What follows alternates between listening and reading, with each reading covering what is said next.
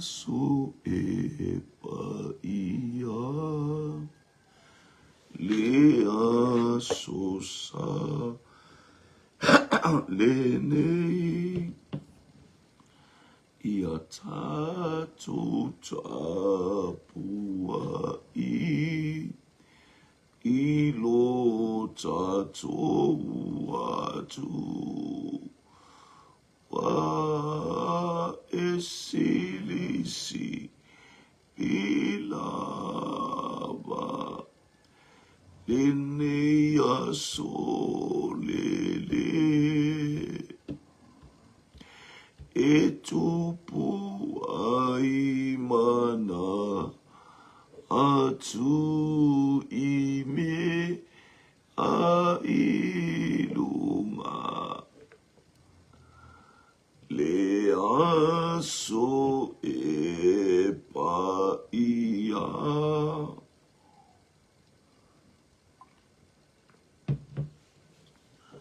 ele alue ai tau o aso ese e ngā lulue ai e te le la vaso e tupu ai tinga a ole nei lava a so tātou te file mu. Ni ia lava oelo mātua tua, whaapaleina oele vi inga, alanga ina lau manu malo o le atua silisi ese o le atua mai le wawau e o atu I le whawawau. Aleluia, na e whaia mea uma. Aleluia, na e whaia le tangata o le pale ali I o au ngā luenga. Ina ia whaia le tofi o le vivi I mawhane ne e masiti alo suafa manu malo. Pangale atama. Wanga sala le tangata ua le au le vi inga o la ua fiu whaia mātou wanga sala mapapupuni ma oelo mātou atua. Awa mātou wala au. Ile nei tu waso le li ie ala atu li suafa o Iesu Keriso. Aleluia mātou wala au le ala vale suafa le li ie whamamama whamangalo e o mātou sise mo mātou beanga. Hallelujah. Eswa fatongi o la ia mātou wanga sala. Eswa fa o mātou atu e male nganga wha maulalo. Hallelujah. Eswa fa e tasi mātou te tā la aipo. Hallelujah. Le whaito to o le langi le li o le ami o tonu sili sili ala wa fio wa ulu fale le mea sili sili ona pa ia. Hallelujah. Male taulanga e tasi ai afe o lona soifua o lona toto pa ia. Aleluia wa e whamanuia I ate ia o lo I lei tūta matau. O la wa fio e whawawau. Tālo I lea lava suafa. Anga lei mai la wa fio. Alfa mangalo le anga sala lau au aunga le tangatanga sala. Lei mai le areto ma le waina le pokalamira nei tai au mātou whasoa I malo wa inga I lunga o penga ta whailan. Mātou wala au ia e whamanuia mai le le ie le nei taia.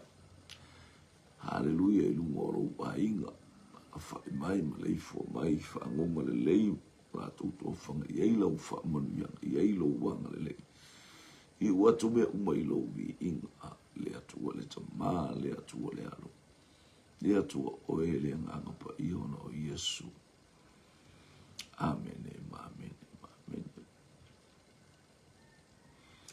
Ia nei tai au fomu, nei tai au mata mo fie. Hallelujah, tai te mailo sui fua mo tatou wola ala I whangunga le lei ma le fo mai fo. Tatou poto mo tatou wawa I atu nei tai au le amataina. O sauninga fo I hallelujah. po kalame o le malo le atua tātou te whai pe senga whatasi ai. Haleluia, le ngata i le whaifi au monona a inga ma le ekalesia. A o le ao sa moa ma keusi ano i lea tafa ma le itu. Haleluia, whasifo ma wala au. Whalata i lea tua i le neita e o iana whamonianga. E tu mau ia te ia le vi inga le whamanuma le whameta. Lona mamalu monona silisili ese ale whatau wa ai a te tātou. Tātou maumani le tā e le atua le tā e au whamonianga le atua. Praise God. Hallelujah.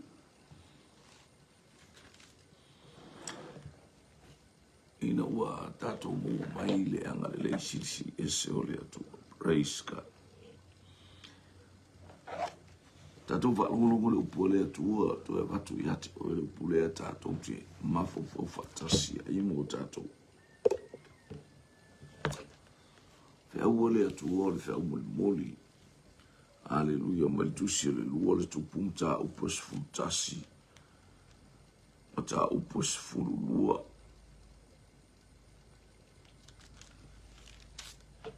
Hallelujah, praise God. Ni ia le li.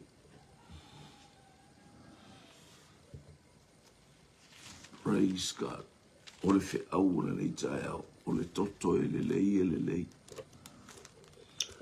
O le toto e le anga e le anga. Praise God. To e whafonga tasi. O le toto e le lei e le lei. E le lei fo ilona taunu uma. A o le toto e le anga. I o le toto to il alo le amo le toto e le. O le toto le o langa te te e.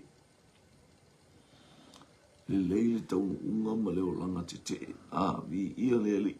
Praise God.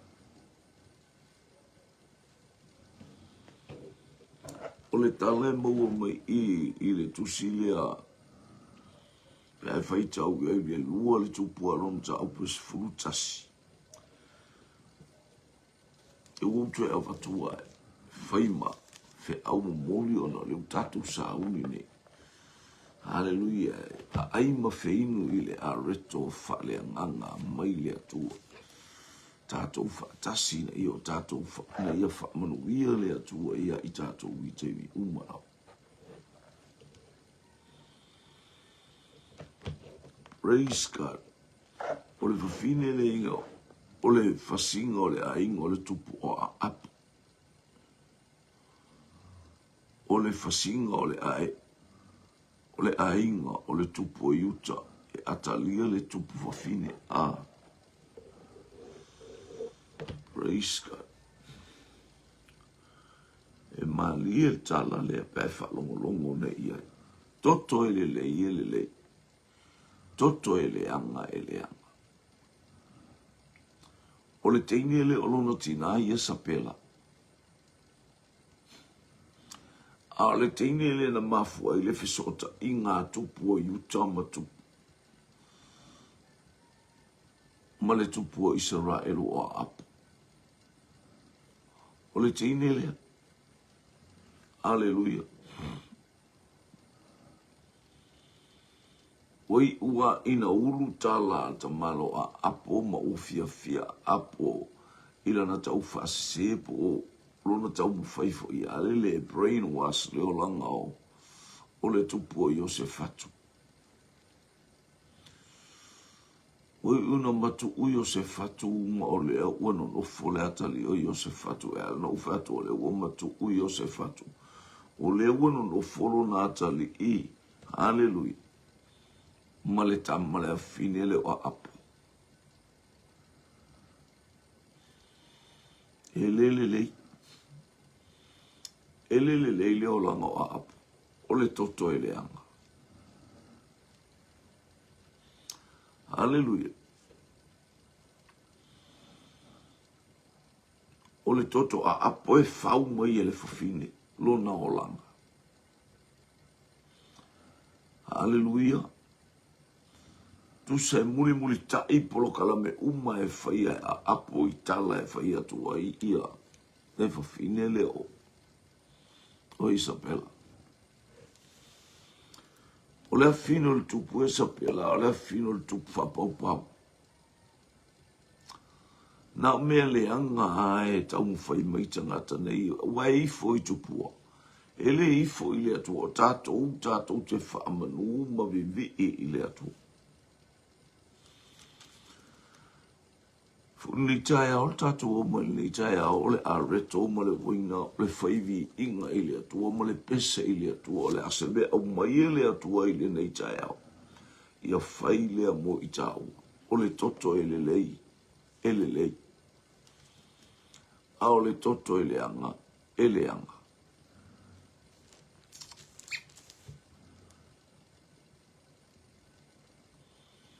I an tātou loa ele tau whamatala al tala ia apo ma Isabela. Ua tu ua ile au lape ile a fionga le atua na au mai Elia le profeta. E aina e uli ile. Isabela. Hallelujah. E aina e uli Isabela. Praise.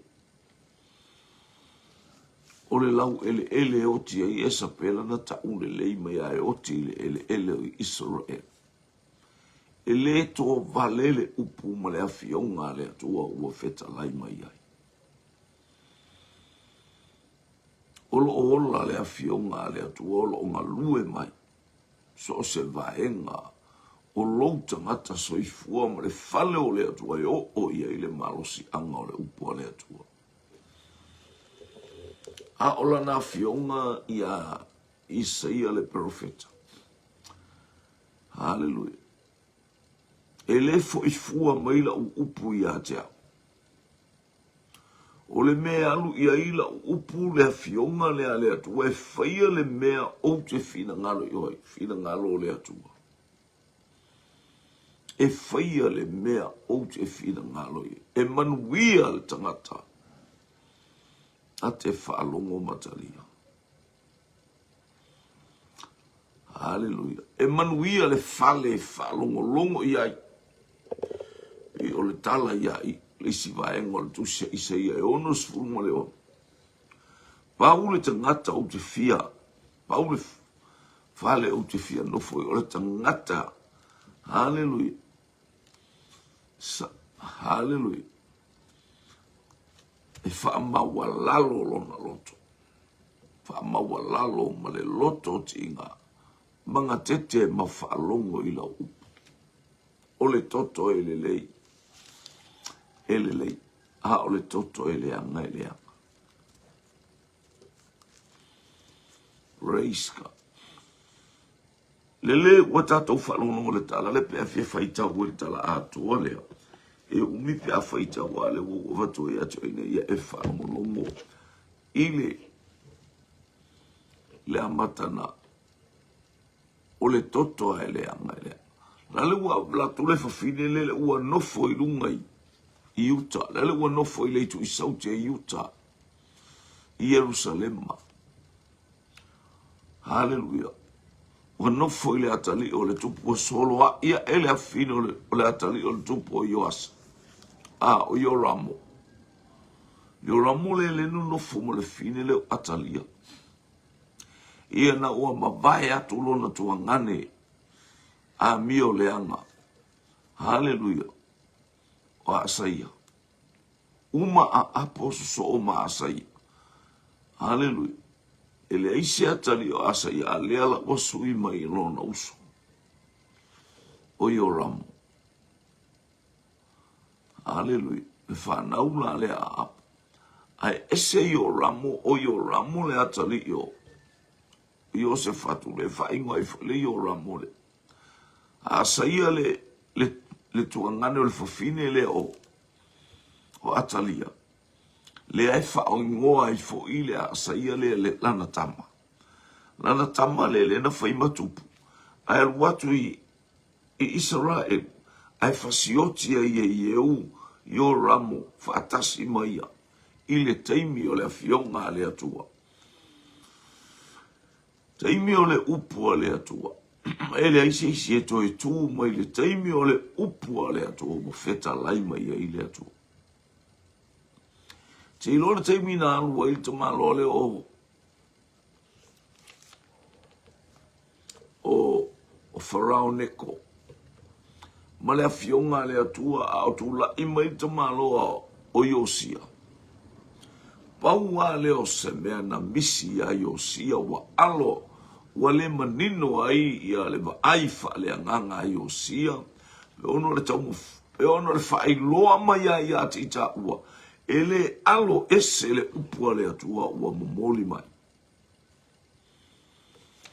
E le ais tangata po fele pele po ai o tangata ngate le whaalongo i le upua le atua ua au mai mga ngana mai a inu ese. Wa ala langa mai inu ese ai whaafiti ar tangata. Hallelujah, praise God. Tu sola o sau tangata onu ese a o mai tangata o le atua. Saule o hai o le tamalo o le o Farao Neko. E alu e tau ngā Asuria. O mai le ala o la le ele mawhaino na Kolosia. Hallelujah. Ia le ala o le tupulea nga i mai Israel. Lai le tu mai a Iosia. Fatu Iosia e kele sau ingei. Ai whai atu ia e mai elfe au mara sāwali le tamaro. Malie, le iu tele o latu ta te tau. A o le fe au mai le atua. Lea o te whaanati nati atuai. Ia e alu ese ne i te iu ua e a whai. Na wera tau mai a le tangata le atua. Pa mai tus pa ia i ufo i ina whaola ina i lato uma o e wala au li sua whaole ali. Te whaalongo lo i se mea o whapea mai tangata o le mea o whai mai e ile atua. Tu ui ai ala. Tu ui ai ala. Hallelujah. Tu ui tangata release. Let him go. Alu. Awole mawhaia te malo i Iosia e manao. Walu lo Iosia sui mai ona la e sau. Hallelujah. Talo whaia Iosia. O le upua le tangata. Onu ese na sau ma le fe aua le atua. O tele o sau ta te tau Iosia. O le o te sau le fe au na awina mai au le atua. O te alu le si nu ule. E tau le tau paure le bea whaava noa ma le awala. Awane e whaalawe lawe. Ne i te iwa whaina o e le angole a ao le atua le o te sau wai. Wale whalongo a ia. A wale whalongo a ia Iosia. Na o tia Iosia. Hallelujah. I ia leli. Le fe au e tau atu i ati. O e tau atu ati. Ai e tanga tai whape mai o whape mai le atua make. Le fe au mai le atua make. Au make kao fia. Let him go. Let them go. Tati au tanga tai au. Tatou whaauta mo tatou matahala. Ni ia leli. Ni ia le atua. Ele lei le atua i taimi umala wa pe a tatou whaalongolongo ma le manino. Whaalongolongo ma le totoa. I le whaatasi mai o le anganga pa ia, le tangata o le anganga pa ia. O le fisoasoani o lo la veai. Hallelujah o le. Hallelujah, o le tu upu o ia na te whaatonu tonu folau, na te whesoso ali mai soi fua mo tato wola. Taita ia lau sāwalinga e taita ia lau tamo enga. Ina ia tatau nuu i le manu ia. O le mea ua tupu le whawhine lea. Ua tau mai ua oti ia asa ia o lana tama sa tupu i Yerusalema. Ai li liwa ne ai li fufine fasioti uma. Wai tangata e le popoi. Ai sia o le toto e le anga e le anga. o le whanau o tangata e tamaiti e sili o na pele i lona loto pia o tātou mātua. O whanau a tātou whanau. Leanga o lo whainoa mo i el tuspai o tātou o tama whai. O le malo le atua. Tamaiti ana mai e Iakopo o ai o Manase ma Efraima. Whai maana tama whaina, whai maona atali. Tu tusa ma reupena, tusa ma yuta, tusa tamaiti e tolu. O mea sili o tātou loto, o mea o langa o lea o mai tuspa ia. Ai tātou te langona, e masale, oi e le whapea mai fwoi, le whapea mai whainga o tamaiti. E te le no fore le peia le matua moa. A o oina sause me e tātou wai o tala tuspa ia e wha o ngāle matua moa e Iesu e mo moli mai e le whiau. E pe o na o fawhatai o le matua moa i la tolai. E whapena le fina ngalo lou atua, malo tātua lo tātua, li i malo tātua whaola. Haleluia, ma le taita inga le anganga pai. Ina ia tupu le ola fau. Tupu le alofa tu noa o le atua. Ai to tonu o le atali i ma le afine o le atua i teimi uma o le toto ina ia le leilo toto. Haleluia, te wharongo ina i le toto e ola. E malama, e iaile alofa. Haleluia. E iaile ono sa i male file mu. I ia le ali. Ale tango le fafine fasioti. Whanau alo natari aisea. O le langona le na au artititi mua le na fesota i aile ainga. Tupu o Utah na ainga ai ia le tupu o Utah.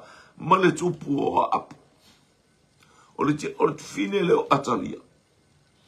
A lele wali li wane mana a fasioti le whanau. O mea e pele, o mea o lo i le fia ngainga le atua. Haleluia. O le nganga o le atua na tonu i lo nalo. Wa a wina atu e lo nalo le tala kalatia. A wina atu i lana whanau. Ia te i tātou. Haleluia. A nganga lewa ia te i tātou te whapiai. Ama le tamai. Le anganga na ia Elia, le na mana o Elisaia e whalua mai. Le anganga le leia i tusi lea. Leia i Elisaia i. Taimi lei. Ele ioti Elisaia. Au le whalua longo atu Elisaia i tala e au mai. Le anga o mea na sau Elisaia e whataunu. O le whau unga o le tupu o Suria. O le tama o Asaeli. O le whau unga o Ieu. Le ua fasioti umai ieu ia. Le a inga le wa apu. Toto e leanga. O le toto e leanga. O le ngā luenga le a ieu na whai na maua ieu. Haleluia ba e ngai wha po le wha. Haleluia o nofua inga le a inga o Israelu. E tupu mai a iar whana ua ieu.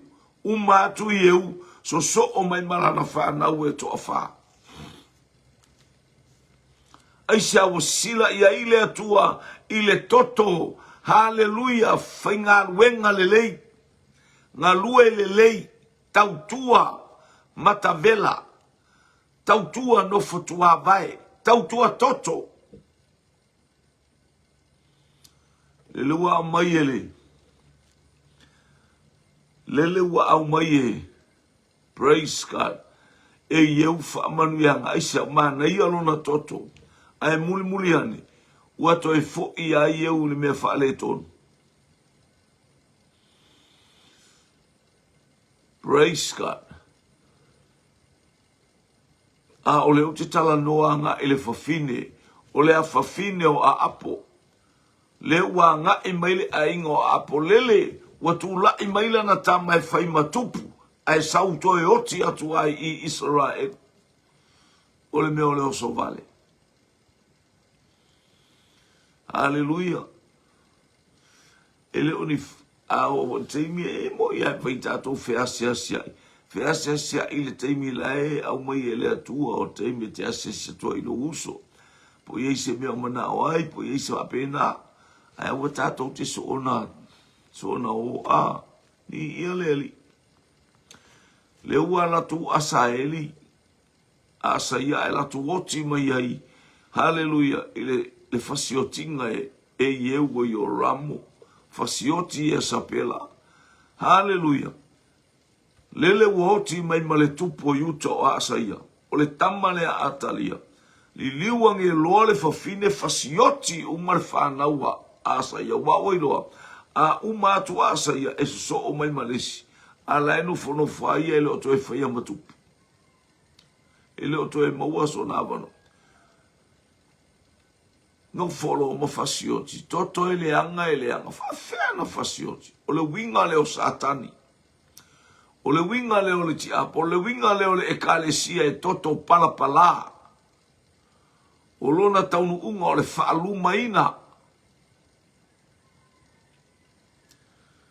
E tā pena atu, o lau tā pena ua nofo le nofo ali, ua ono tausanga taluna nofo le fine e whai matupu. Haleluia. Ua le iloa to i ngata ngata la, ua i tonu o yuta. Haleluia. Ua le aise o to e mafuta ma le atuai. Aisea. Ita inga le fufinge lea, ngā le ao mai ao tangata ia o ia pa ala. Ai whaftai i le atua, na te saunia, awala ese pero foi mel tusia e peru. Na ui mai le atua iala ese ina ia mawhai ai. Haleluia, ona tātou wa ai o le atua e tūmui wha amanu yanga. Ele tasi se awala. Haleluia. E o mai ala e haleluia. E o mai le ala e fitu. I o le ala e tasi e fitu ala e sosola. Ona tātou iloa le o sosola o le ala o le atua e matautia lenga o le numera le atua. Fitu ala e sosola. Ia wa o mai le. O mai tulanga le anga i le maro. A ole tangata o le atua o Ioata, toto e le lei, ele o alu ese Ioata o ia le na te whaamau popo ale au osi taulanga, mwhai taulanga. Tato waba ai pia i le taimi o le atua le si vaenga le o le meo le taimi e se le manai. Tato i loa lo le taimi wa nga ima i whaamanu yanga le atua, aua nei e toe whatamala. Taimi o le atua i o tātou matala, o tātou o le tātou te saravali le taimi o le atua o le matala, whaalongo le lei, whaauta, ia iai le anga le lei, we are in God's time. We are in a battlefield, and we are in God's time. O tātou i le taimi o le atua, o tātou wa aia mea umalawa ua tutupu. O tātou wa aia mea wanga pae tusa o a fionga le atua. Feta lai mai a ile atua e ao ona tutupu. Vi ia leli. Sa moalo ua tunu ule a inga o le whatotua. O le toto e le lei. Toto e le anga. Na tato uola mai o le toto le anga o tato toto. Haleluia. Tato uola mai o tato o tangata ua whale tonu. Aia. A o Yesu Keriso, na ia sa ilia mai tātou. Wala iona e tūlai mai, wala iona e nofo mai, ma e lala mai. Haleluia, o mafuaina e tu ilunga e tatalo i lei tua soma e whaftai atu i le ole toto i le lei. Aia e whautauta aua e te le mātala. Haleluia, e te tatalo i lei staimi, e whaisesi tala se staimi. E te le loto whaamangalo i leistemi. Ia whailo toto ma toto. Haleluia. Olo o iai le whaau unga le atua e tawa. Vale whaatasi o le toto Yesu Keriso. E sausawina mea uma. Ma le anganga pa ia e ufi ane lunga ia te i tatou. Ia e la ngona le anganga pa ia feta lai mai. Ia te oe malou tangata, malou a inga, male e kalesia le atu. U fasioti e, o tau pule nei ia le, i ta malo i o ata, toto e le lei.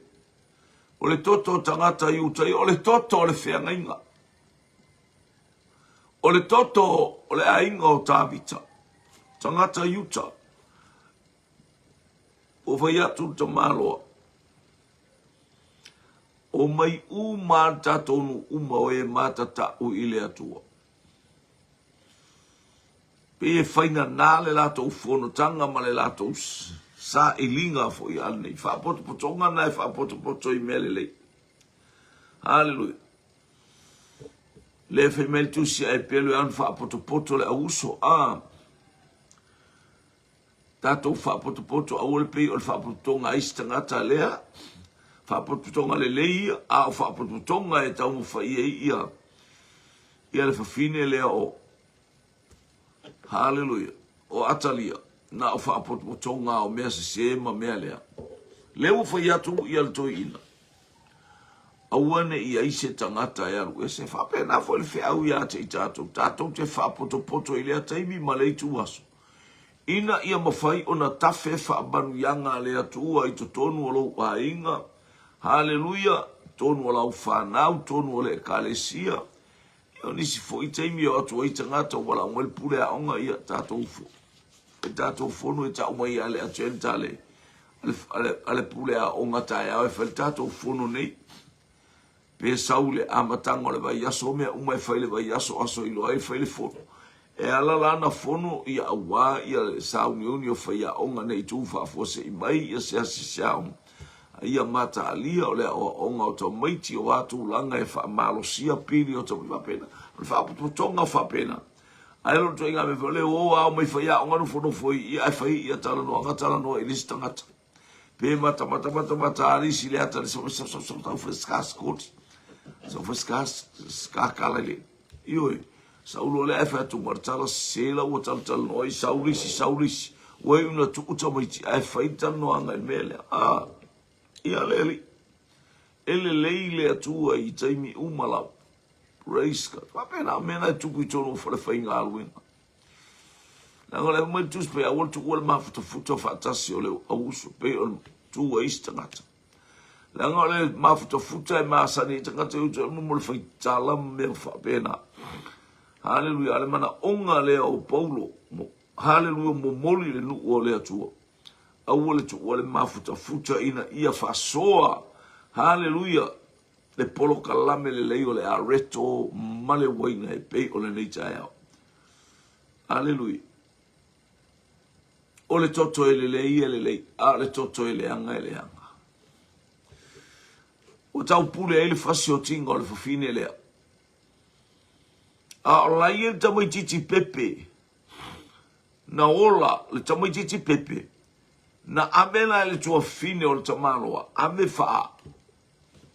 Ave tausi ma faola ma fasusu.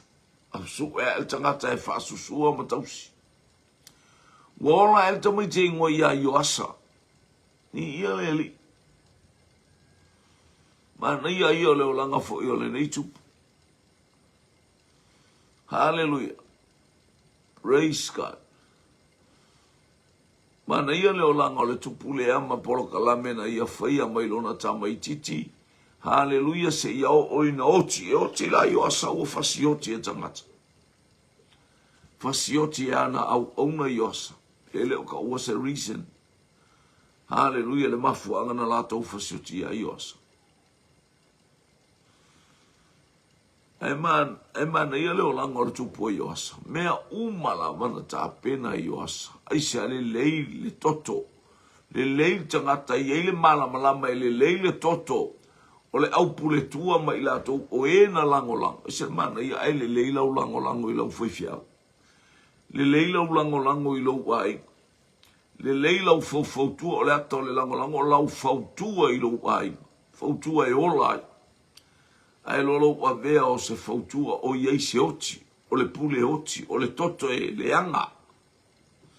Toto e leanga e leanga. A o le toto e le lei e pule ai ma le mata ngofie le ainga. Pule ai male mata ala, pule ai male va ai. Hallelujah. Pule ai male tatou tilo male sila. Oi ai le atua i mea uma tatou te fa. Le pule o le ola. O le toto e leanga. O le toto e le lei. I ia le ali. Pen failo atu ia te o el teimi o leo. o le fafine lea, save tilo ila na whanau, ona grandchildren. Ai fasioti le fafine o le haolona fia la asia. Hallelujah, o ia e pule ia yuta, o ia o le tupu o yuta e whaia ma tupu le fafine. Ono tausanga. Matua loa ta mai titi le o Yoasa le ai. Le ta mai titi le o Yoasa le au mai e. Le tausi mai e. Elonga anti. Le tua fine o lon tama. Praise God. Au mai loa ia iota. Whai atu loa leo staulanga. Tā pena wa taun whaano fortama le ilunga le. Yo mea umana tā pena o le taua. Hallelujah, wa sauni ai, ta pena le tau e fasioti ai ia atalia. Aisia o le toto ele anga ele manao na tutupu, ele manao na foa ina mai o ni tala mani upu. Hallelujah, ele ngutu o le fafine lea. Aya, ua ta pena Israel e wha anofo le suli o ta vita. E se le mana i o le nofo o le tupu. Na fola mai ele atua. Hallelujah. Na fola mai ele atua. Praise God. E nofo. Ile nofo ali i e whaavavau. Wha nofo i o tatou loto. Wha nofo i o tatou tangata. Hallelujah. O ia o le suli o le ola. O ia o le alo o le atua. O ia o lo tatou wali i ma lo tatou whaola. Tatou wa aile ngā pā mai o le lalolangi ma le tulioso mai ia tangata tau mai ala, tau mai ia puka, kau mai Mosalemi, ia tau mai ia Mahamed ia tau mai ai aia.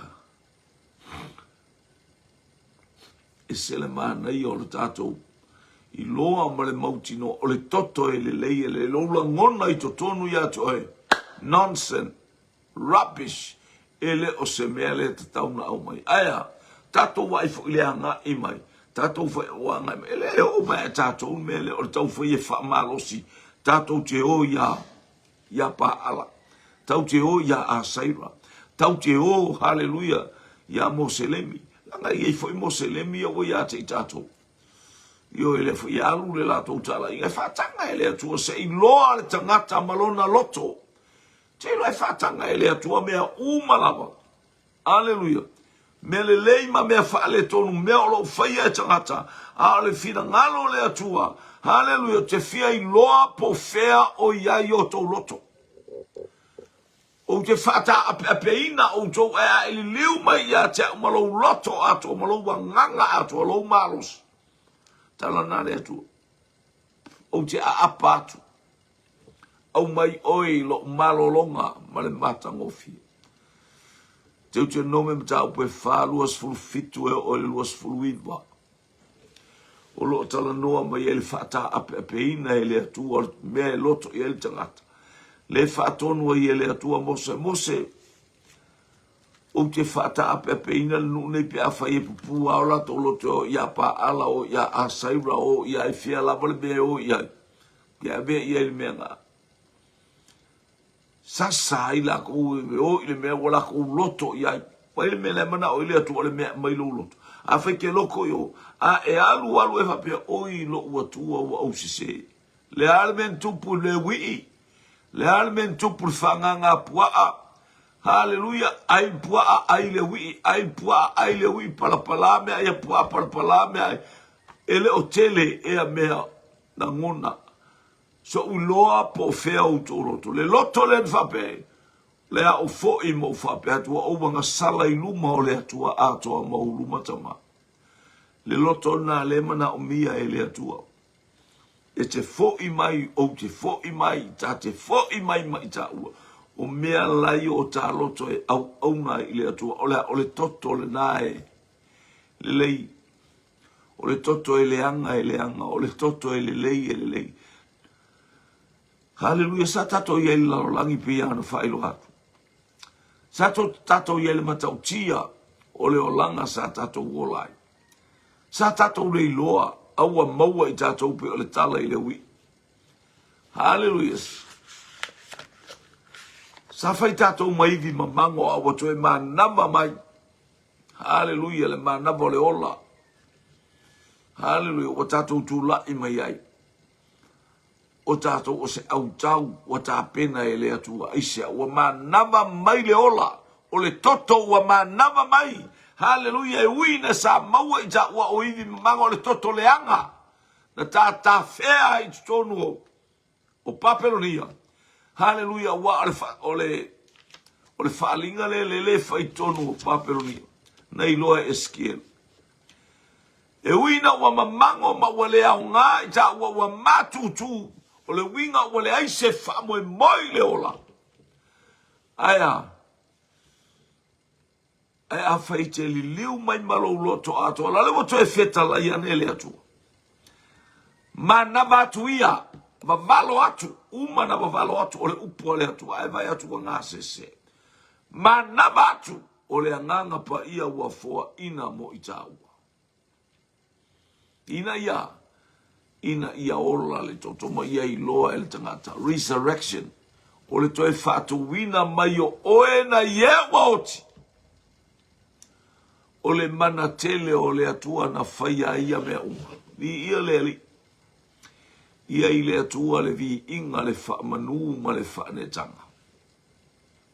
Ia i le atua le whaamanu ma le sili ese. O lona lava vi inga. O le toto e le lei. A o le toto e le anga. Haleluia o le tala noa mai a Atalia. Le a fafine o a apole na whaima tupu ia Utah. Ae latu, no fo fasioti lana whaanau. O lona mana o lea, ina ia whai ia matupu. O le whaanau ala na tama. Ua oti lana tama i le taua. Haleluia, e toe o tamaiti ia. No foloma fasioti, umatama. E toe mai le pepe e toa tasi o Yoasa. Le pepe le ana whaola mai.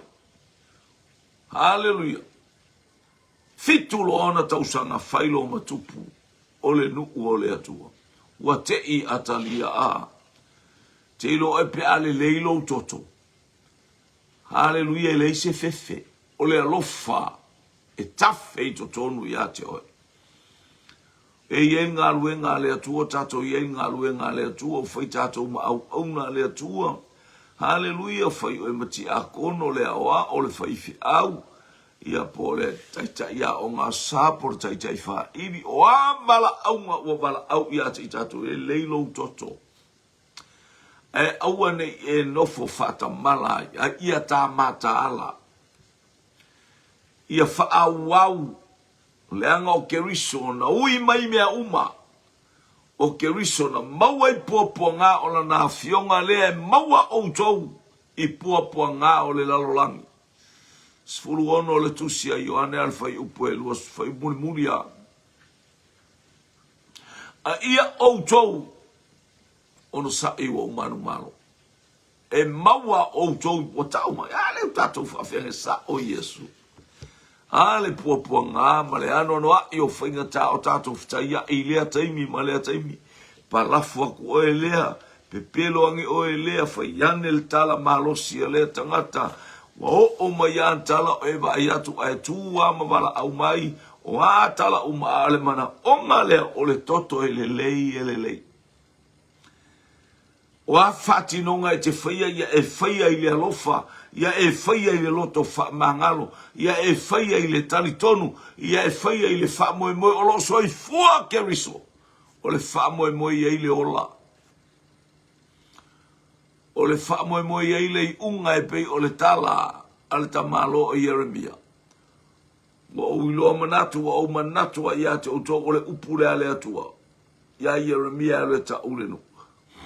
O te manatu i le leia ele o le lea. Wha moe i aile le unga. Tātou soifua ma tātou wola tātou te loa o le toto e le lei e tau lai lana wa aile wha moe i aile i unga oai. O Yesu Keriso. O Yesu Keriso lo tato wala i malo. O le ala o tato ui ai. Hallelujah. O le ala o le upumoni ma le ola. E le sao atu lava se tasi pe ale ui mai atia. Sa moalo watunu. Tato yel nei tai au. Tato yel tala e matautia. Tau nu mai yo asa. Fata tau nu e yo asa mea umalava le leilo na toto.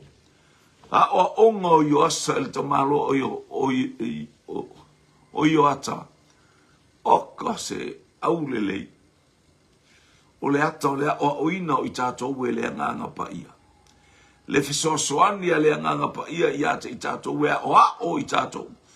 Mai tus pa ia le toe o tulo uso pe o mai stangata i ate oe. Aia, ue loa lava ue li i matangata anu. Ue loa ue tangata o maisa la ngora taita inga le nganga pa. Ua tato i le taimi o le nganga pa ia o lo ufata. Mana malo ufata mana. O le alu ese i le nganga pa. O le ata le maua i le nganga pa. O le ata le fatasi. O le ale whamanuia ai. Le nganga pa ia i la tasa avalinga i le ataimima le itu asu. Ianga le atu le atua i ate oe i le nei tai au. O le toto i le lei. O ama i lo toto. Pe le lei lo toto i le siaso ai le anga i le siaso. Ai vai atua maua se mea ua le lei ai vai atua le lei lau ato ua wha le tonu lau toto. E tele ai na maua me va pena. Ai atumu i tatou le ono sa i pa ia. Ia tupu lo tatou sa ili atu ile atua.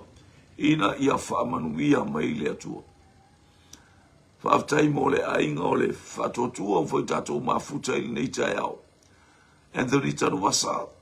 Susana Fetaringa Fartua manuia le tauninga o le tai au. Maria Kepu. Haleluia. Maria Kepu. Tepi Samu Tuele Motu.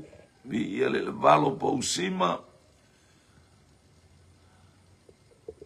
O manuia le atua i le ainga o le whatotua.